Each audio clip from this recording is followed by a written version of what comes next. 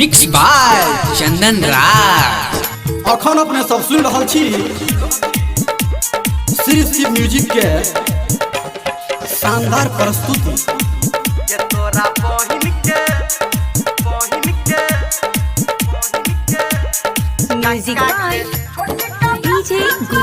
Mix by Chandan राज। गे तोरा बहिन के हमारा काका के छोटका बेटा पटे गे तोरा बहिन के हमारा काका के छोटका बेटा पटे गे तोरा हम पटेबो छौड़ी अपना बनबो तोरा हम पटेबो छौड़ी अपना बनबो तोरा कियो ने सते गे तोरा बहिन के हमारा काका के छोटका बेटा पटे गे तोरा बहिन के हमारा काका के छोटका बेटा पटे गे।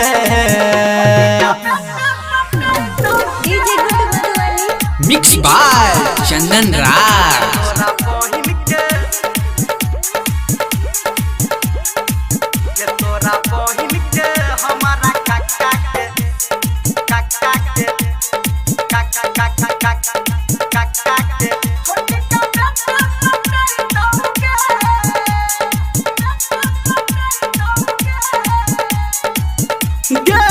तू सुंदर छी लाखों में गोरकी तोहर बहिन करोड़ में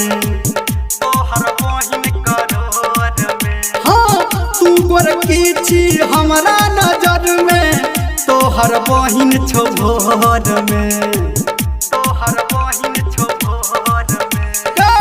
तू सुंदर छी लाखों में गोरकी तोहर बहिन छो करोड़ में तू गोरकी छी हमारा नजर में तोहर बहिन छौगे सोर में हम तोरा पटेबो छौड़ी अपना बनैबो हम तोरा पटेबो छौड़ी अपना बनैबो तोरा कियो नहीं सते गे तोरा बहिन के हमारा काका के छोटका बेटा पटै गे तोरा बहिन के हमारा काका के छोटका बेटा पटै गे।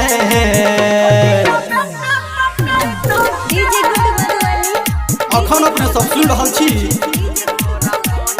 श्री शिव म्यूजिक के शानदार प्रस्तुति। मिक्स बाय चंदन राज।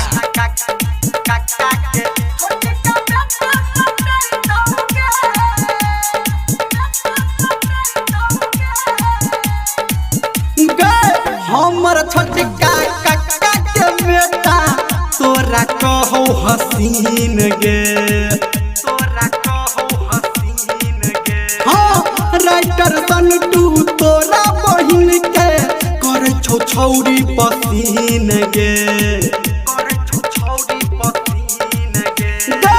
हमर छोटका काका के बेटा तोरा कहो हसीन गे छोरा निर्मलिया तोरा बहिन के गे तोरे छौड़ी पसीन गे तोरा हम पटेबो छौड़ी अपना बनैबो तोरा हम पटेबो छौड़ी अपना बनैबो तोरा कियो नहीं सतही गे तोरा बहिन के हमारा काका के छोटका बेटा पटै गे तोरा बहिन के हमारा काका के छोटका बेटा पटै गे।